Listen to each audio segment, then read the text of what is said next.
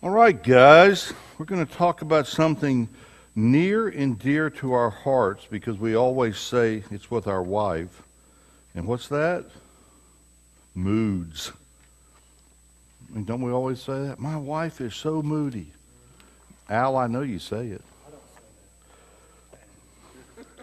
You haven't been married long enough to say it. You will say it. Just a matter of time. What's that? What's that? What's that? I don't care. You get to a certain point, it really doesn't matter. Josh, why did you say that you are moody? I'm sorry. Moods. We all have moods. When you go into Publix, you been to New Publix? You go to the frozen food section, you notice something that happens? When there's nobody there, the lights go off. Then as you walk, the lights go on. Whenever you're getting ready to go into an operation, what type of music do they usually play? You ever listen? Classical music.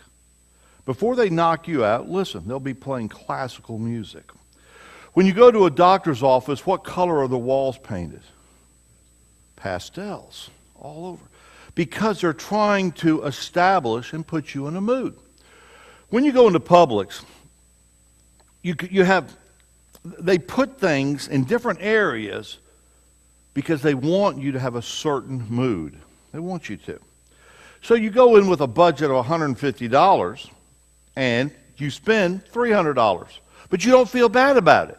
Because what do you usually say? Well, at least I got what I needed. They had better stuff there. They had more stuff there. And I don't feel bad. Then you get home, Brian. And when you get home with that food, the kids are crying. Kayla tells you she's going to go running. Michael just calls you to come into work. What kind of mood are you going to be in? Yeah. You see, he went from being in a good mood. I mean, and usually, us guys, when we go grocery shopping, we always pick out one thing just for us that we really like. Like they'll send me to Zaxby's to get food, and I don't want to go, but I'll go, and I always get for myself an order of spiced mushrooms. Just for myself. They'll be gone before I get home. But that's my treat for myself because it puts me in a better mood. Our moods are adjusted based on our circumstances. In one instance, you don't feel bad about spending $300 because they put you in a good mood. You get home, all of a sudden that good mood is right out the window. If you look over in Proverbs 4:23, it says, above all else with diligence, keep thy heart from the issues of life. Moods will affect a great deal of our behavior. It's what we do or it's what we don't do is based on our moods. How many times have you seen, and you've heard, that you or your spouse or the kids have gotten up on the proverbial wrong side of the bed, and they're in a bad mood? When you do this, if you get up in a bad mood, you are determined what? All day. To stay in that bad mood. You're determined to. You want things to tick you off because you're already in a bad mood. You're ready to growl at anybody because you have the excuse of being in a bad mood. Well, what the Bible says is the Bible tells us to guard our mind and our heart. This is something that we have to guard because moods can determine how you react to things. You can have a bad mood and you have to deal with customers and you're going to let that mood affect you. Or that mood with your children. And then the next day, you always make an excuse. Well, I was only in a bad mood because I woke up on the wrong side of the bed. Well, we have to see that we can guard ourselves. We can protect ourselves. We can say, You know, I may not feel good today, but I don't have to be in a bad mood. I don't have to be. We have to fix our moods towards Jesus Christ. You have got to set yourself up every morning for prayer and read your Bible. Maybe it's just a verse or two. I'm not talking about reading 5 or 6 chapters. If you want to, that's fine. But the fact is, you've got to set your mind toward Jesus Christ so that you have the correct mood, and it affects your mind and it affects your heart. Because every day that you live and you waste it on a bad mood, you've wasted a whole day. And that could have been the day that God had you set up for your entire life to witness to that one person. And you threw it out the window. Because what you've done is you have let the mood set the tone. If you look over the very top of your page, 2 Thessalonians 1 through 2. Now we beseech you, brethren, by the coming of our Lord Jesus Christ, and by gathering together unto him, that ye be not soon shaken in mind, or be troubled, neither by spirit, nor by word, nor by letter, as from us, as the day of Christ is at hand. We're going to be looking in Hebrews chapter 12. And tell me what you know about Hebrews but just tell me what you know about Hebrews. Someone tell me. Who is it written for? It's written for the Jews. Well, now wait a minute. It was written for the Jews in the New Testament. If you look at the book of Hebrews, and we're going to read a couple, and I want you to get this in your mind, that this is written to the Jews during the tribulation. Now, what's different about the tribulation? You can lose your salvation. Your salvation is based on works. You can lose your salvation. Just think if in the tribulation you wake up in a bad mood and you say, doggone it, I am so sick of everybody having food around me. I'm just going to go ahead and get that number, and I'm going to go get my food for my family. I'm just tired of it. You see how your mood has been adjusted. Well, God addresses that right here. But as we read it, we see that it affects us today. Everything in the Word of God, you may have something in the Old Testament, that's for the Old Testament. No, you can apply it to your life. You can look at it. And that's what God wants us to see. So let's take a look first. Very first thing, I want to look at stubbornness that is right. What can you be hard-headed about that's right? What can you be?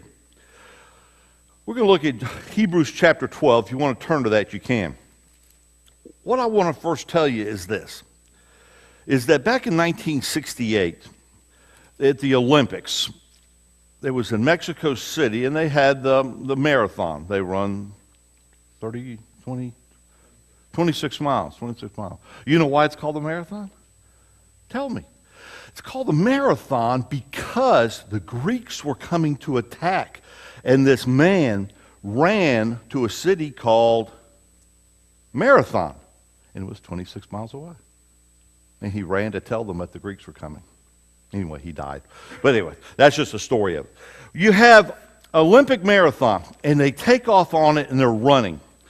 Well, it finishes up in about an hour and a half. It's starting to get dark after the first runner came. And you had the final runner coming in. He's bloodied, he's limping, he can barely walk, but he comes into the stadium. When he does, all the lights in the stadium come back on again, and he gets around the track, and when he does, everyone just starts cheering for him. Well, his name was, I got just a second here, his name was John Stephen Akhwari from Tanzania. And they asked him, why did you keep on? Now, what would you think? Well, I'm going to finish what I start. I'm going to finish this. And it was an example. What he said was this. He said, my country did not send me to start the race, but they sent me to finish the race. Well, when you look at that, you look at our lives as Christians. Jesus didn't send us just to start the race, just to be saved. He taught us and sent us, saved us so we can finish the race. Finish it. We see that with finishing it, you may be bloody. You may be beat up. You may not have accomplished what you had thought, but you finished the race. Now, too often we see, if you watch the Olympics, you watch in hurdles, or you see a relay, if they drop the baton or they hit the hurdle, what happens with the race, the guys that are racing? They just quit. They quit. If you drop the baton, if you pick it up, you can't win. That's it, because you've been disqualified, but they just quit. See, that's why it's important that whatever we start, we finish. Let's look at the historic perspective. I want to look at Hebrews chapter 12, verse 1. Now, I want you to envision the Jews during the tribulation. Envision what they're going through. You've got 144,000 missionaries who are telling people about Christ. They can lose their salvation, number one. When they're saved, they can be beheaded, number two. You can give in to all type of temptations. Here we have grace. There, it's a form of legalism. You have to do something to be saved. You can't just say, Jesus, I want to be saved, walk forward, and that's it. You got to do something. You got to tell people about Jesus. You got to go out and teach. You got to go out and be a missionary. You have to do that. And even then, you can lose your salvation. Now that sounds harsh to us. But this is what happens when you don't accept Christ during the grace age. You still got another chance, but it's not going to be as easy. Let's look at Hebrews chapter 12, verse 1. Wherefore, seeing we also are compassed about with so great a cloud of witness. Look in your outline, you see right there in the first one. First thing you see, what kind of problems do we have when we have moods? We struggle, we have turmoil, we have difficult times. And when this happens, what does it usually do to us? It puts you in a bad mood. When you think everything's going good and you get a bill you weren't expecting, or you get a doctor's report you weren't expecting, or something happens with one of your kids, it puts you in a bad mood. Well, God tells you, first off, it's going to be happening because you're going to be surrounded by so great a cloud of witnesses. Now, here's an interesting part right here. I never thought of it. When you think of a martyr, you think of somebody doing what? Dying for the cause. That's what you think. But let's look a little bit more. If you look at the Greek word martyros, which means martyr, the Bible definition is one willing to testify about their faith, no matter what the cost. Now, what could the cost be? Ridicule, your life, embarrassment, maybe you stutter, maybe you don't have good pronunciation, maybe you just can't communicate well, and people will laugh at you. Well, you're being a martyr for telling people about your faith. And then look at the next thing. And it says to us, lay aside every weight and the sin which does so easily beset us. Okay, let's look at this a little bit. Let's look at the second dot there. Hindrances from martyring. First off, you're willing to tell people about your faith. You're going to be a martyr. We're all martyrs right here. Tell people about your faith. That's what you are. No judgment here. No saying he should have done this, he should have done that. We're all martyrs. And let's face it, there's people that we should have witnessed to and we didn't witness to. It's just a matter of fact. We did. But here we are, a martyr, telling people about our faith. So what type of hindrances are we going to have? You have weight. You have encumbrances robbing inner strength and will. You have things that happen to you that take away from you being the witness. You look, I've got a couple illustrations that Bruce gave me. One of them, there was an old desert nomad. And I was thinking actually about Indiana Jones when I was listening to it or watching it. And he said that the old nomad was laying there in bed and he reached over and he took a date. He took a bite of it and there was a worm in it. There was a hindrance. There was a worm. Now I know what Josh would have done. He would have up-cheed it right real quick. So he tosses the date down. He's going to grab another date. He picks up another date. He takes a bite, and it's got a worm in it. Now, once again, what would Josh do?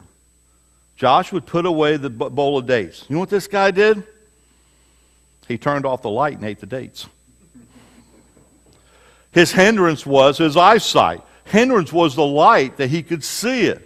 And he turned off the light and ate the rest of the dates. You have, I don't know if you remember, this was about maybe 10 years ago. They were running the Boston Marathon. And they had this lady that was winning. And she came up and she beat everybody by like a minute. And that's a lot. Well, she had a problem. You remember what that was? She jumped a bus. Remember her? She jumped a bus, and she went from one part of the track to the other part, got off the bus in the crowd, put her clothes on, and took off with a run. Well, what was her hindrance? It was her ego. She wanted to win the race. There was no way she was going to win the race. So she figured out, like, back then I guess cameras weren't as much now that you can see anything and everything right now. Like you go out of your house right now and somebody's got a camera watching you. Think about that. Because people have security cameras at their houses and they got them turned in different angles. So anyway, so she gets off and she comes in and she doesn't win it. Winston Churchill in 1955, he's in real bad health. This will be his last speech that he gives. And the Parliament asked him, said, please, we need some inspiration. If you don't know the history of it, what Winston Churchill did was after he won the war, after he stood up and said, we will fight you on the land, in the air, in the water, we'll fight you everywhere. Well, Parliament kicked him out as soon as the war was over with because he wasn't what they wanted, just like they kicked Patton out. Well, they want him back. And they want him back to give a speech. And he stands up.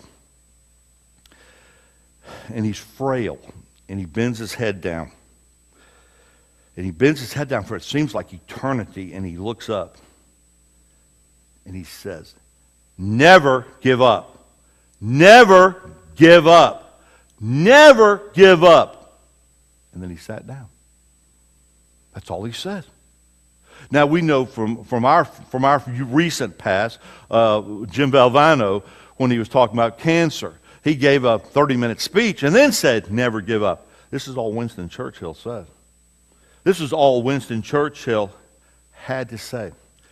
He had the hindrances of his flesh that was holding him back. He had the weight of his age. He had the weight of the responsibility that had been on this man for World War II. His entire country depended on him. Then his entire country kicked him out, and then they asked him to give a speech. That's the weight that he had on him. But those three phrases that he gave live in eternity because that's what it's about. Never give up. The hindrances you have, the weights that you have. If you look over, let's look at, we see mood. It causes us to wander from the path.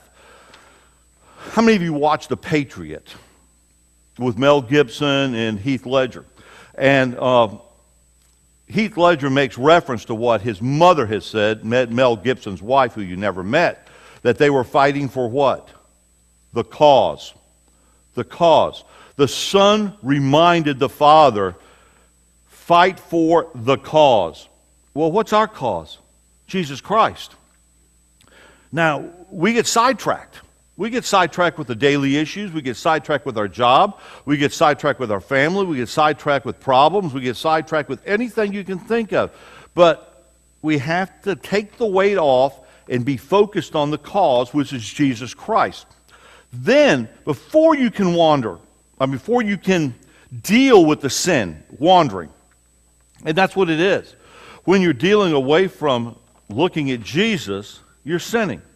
So the first thing you have to do, and look in the little dot below the second one, is that you got to deal with the weight. You have to deal with the sin. You have attitude problems. How many of you have attitude problems? Come on. We all do. We all have attitude problems. We like to blame it on our job. We like to blame it on the kids. We like to blame it on our wife. We have attitude problems. That's what we have. We have expectations that that are never met. But whose expectations are they? Our expectations. I remember one of my favorite movies is Christmas Vacation. And he and Ellen are laying there, and he says, I want to have Christmas, I want to have the family. And she says, but Clark, your expectations are always so high. And as they fade off and the light goes off, he has tar from pine on his hand, stuck to her hair, stuck to the lamp, saying that, no, my expectations aren't. Well, our expectations are. Brian and I, we went to a Thanksgiving family thing. We up at the cabin. We had high expectations, didn't we, Brian? That things were going to go good. Well, things went everything but good. It's a Thanksgiving that we remember fondly in the past, and we don't invite certain members of the family all together at one time just because our expectations are big. I remember a negative expectation. This is about 20 years ago. I fixed Thanksgiving dinner for Tina's family. Not Michael and Karen, but for the rest of the family. Had it all fixed. Had the place settings laid out. Everybody was invited. Guess how many people came? None. I looked out my window down at Tina's uncle's house, and there they are down there. Well, call them, hey, what's going on here? We have dinner ready. Oh, we already ate earlier. We're not hungry. I had an expectation. The expectation I thought was realistic. Obviously, it wasn't. Well, that's what we have. We have expectations that we plan. Oh, and then another thing, what sets our moods, we have condemnation of others. We get so ticked off at what somebody does that we let it obsess us so that it affects our moods. Whether it's family, someone at church, I don't like the way that person sits over there. I wish they wouldn't sit like that. And then you look over and they're still sitting that way. You look over and they're still sitting that way. And it affects your mood because you're condemning other people. And then we have uncontrollable circumstances. Things that I was driving through the Sneed intersection about a week ago. I was having a great day, and I was in my company ice cream truck, and and I'm pulling through. I mean, I sit there and I wait, and I let some people go through, and I go through and turn left. When I do, there's a young lady flipping me the bird. I still don't know why, but my mood changed. My mood changed, and it was something I couldn't control. I still don't know why to this day. Maybe she thought I was Josh. I don't know. So, we see the circumstances that we can't change. Look at you're headstrong. Now, when you think of that, do you get a positive feeling when you say you're headstrong? No, you don't. You don't. But you see, look at headstrong. Let's look at Hebrews chapter 12, verse 2. Let's finish reading the end of verse 1, then I'll read. Beset us and let us run with patience the race that is set before us, looking unto Jesus, the author, the finisher of our faith, who for the joy that was set before him endured the cross, despising the shame, and is set down at the right hand of the throne of God. Okay, headstrong. How can you be headstrong? I'm going to church no matter what anybody else says. I don't care what kind of mood I wake up in. I don't care how bad it's been. I don't care if I'm not ready for the lesson. I'm going to church. That's what I'm going to do. Or what about you get your nerve up and you're going to go witness to someone, a friend of yours, someone you've known, it's not a stranger, and then everything goes wrong on the way over there. Everything. Headstrong. Don't be controlled by your moods, because what you can do, I'll just guess I'll come back some other time. This isn't right. Be headstrong for Jesus. Let's look at what was said under headstrong. It says, run with patience. A person is not swayed by an obstacle to run with deliberate intentions. Accomplish, looking unto Jesus, the author and finisher of our faith.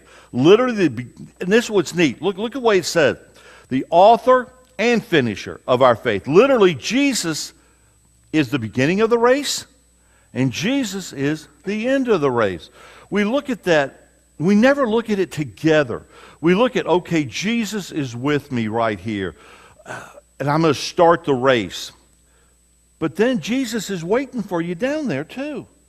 So this is being headstrong. We each one of us has obstacles in our life that could cause you or would have caused you to quit. We've all had bad experience in church. We've all will have bad experience in church. It's an obstacle a lot of times you can't control. But you got to be headstrong and realize what you have to do.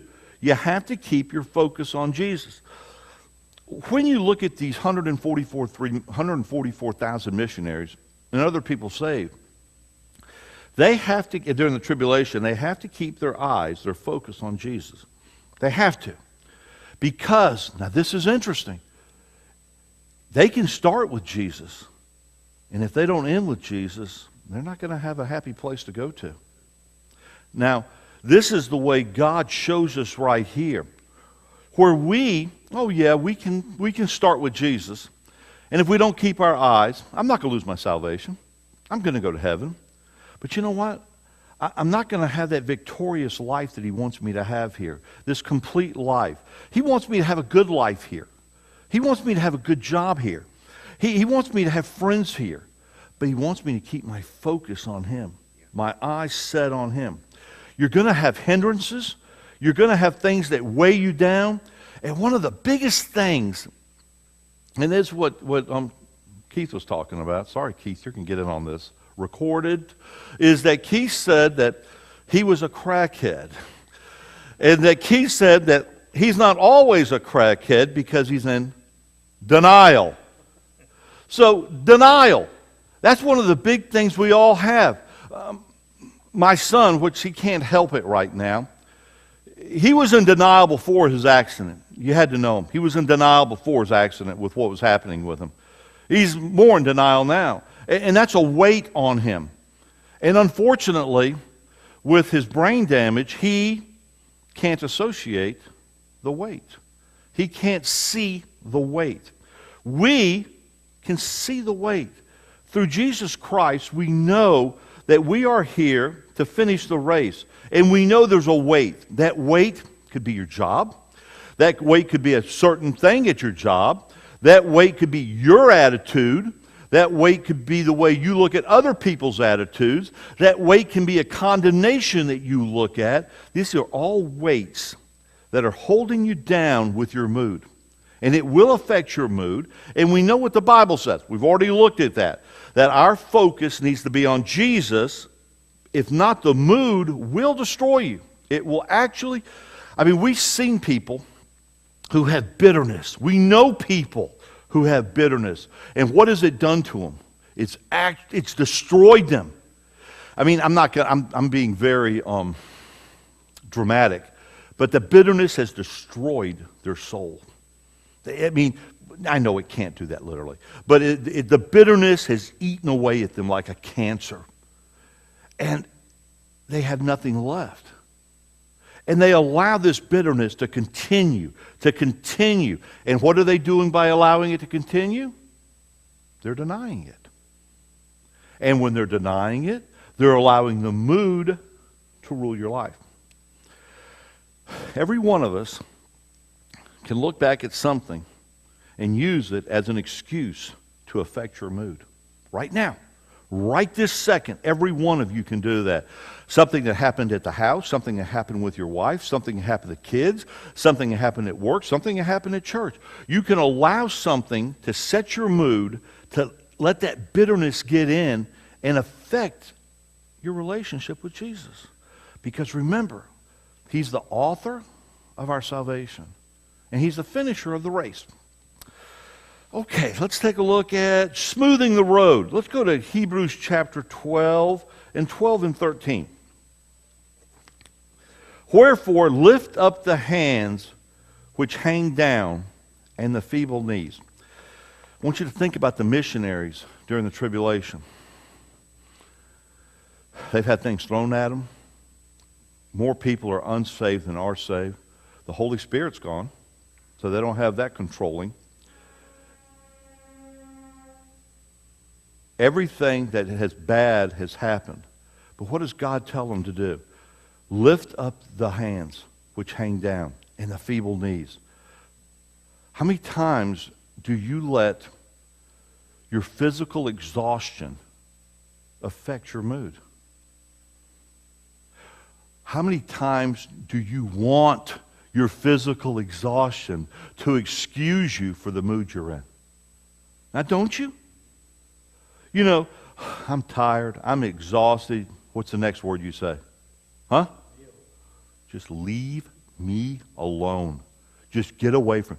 I mean, how many times as doting good husbands we are that we hear our wives say those magic words? Come on! Tina says it to me all the time. Just leave me alone. I'm in a bad mood. Well, you know, we all do it. We all do it. How many times you come home from work? I just want to be left alone. Just leave me alone. Let me go downstairs. Let me go outside. Just let me get away from all of you. You're letting your feeble knees, you're letting your hands droop to the ground, and you're letting that control you. Well, God says, lift them up. Lift it up. The focus is on Jesus. Let's look at the next verse. And make straight paths for your feet, lest that which is lame be turned out of the way. Let it rather be healed. What does that mean? Lest that which is lame be turned out of the way. When you allow the moods to impact your mind and your heart, you drop your guard down. And when you do that, you're tired, you're exhausted. And Satan and his demons will make you lame. He'll push you out of the way. He'll instead of pushing you to the person that you should witness to, he'll say, David, you've had a hard day today. Just go over there and leave everybody alone. Don't walk straight, David. Just don't worry. You don't feel good. Your foot hurts. What hurts, David? Is it your knee or your foot or your leg? Or yes. Okay, David's lame knee. And the demon says, David, go on over there with your bad knee. You have a good reason to be in a bad mood. Well, Jesus says, no, that's not the case. Make it straight. Make it straight through Christ. Then we look at the next point. It says that the hobbled knees must be strengthened. You can't finish a race not running or walking. I can't run. I can't run as fast as Al. And Al, I know you can't run. But you know what? We can still finish the race. None of us can run as fast as Christian. Right? None of us can. But we can still finish the race. Strengthen your limbs. Strengthen your hobbled knees. Get your hands up. Quit hanging your stinking head down and walking around like you're moping. Your mopiness will get you nowhere. Absolutely nowhere. It doesn't matter. I'm going to tell you, I've learned this. It doesn't matter how much you feel sorry for yourself. Nobody's going to feel sorry for you. So what are you accomplishing? You're accomplishing absolutely nothing. Get your head up. Get your hands up. Strengthen your knees and finish the race. You started it. Finish the race. Let's look at the substantial reality. We've got Hebrews chapter 12, 18 through 21. Let me read this real quick. We got time. For ye are not come unto the mount that might be touched, and the burned with fire, nor unto blackness and darkness and tempest, and the sound of a trumpet and the voice of words, which voice that they heard entreated, that the words should not be spoken to them any more. For they could not endure that which was commanded. And if so much as a beast touch the mountains, it shall be stoned. And so terrible was that I exceedingly fear quake. Here you have Moses talking about disobedience. What is disobedience? Doing anything that God tells you not to do.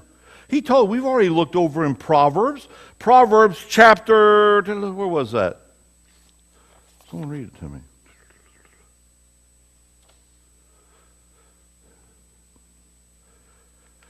Anyway, in Proverbs it tells us that we have to keep our focus and keep our mind on Jesus, our heart on Jesus.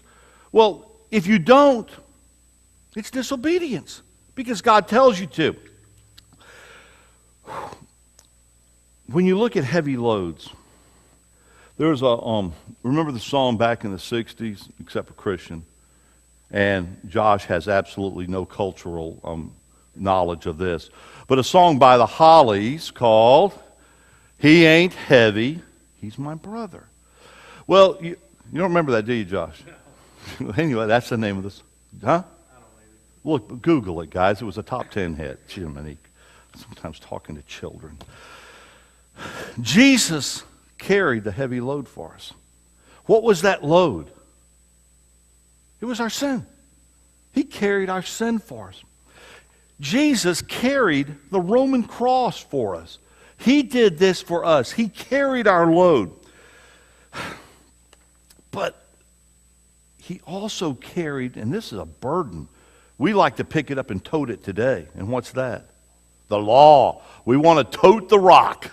But Jesus carried the law. He fulfilled the law to a jot and tittle. So all we got to do is say, I accept you, Jesus. I accept you. I want to be saved.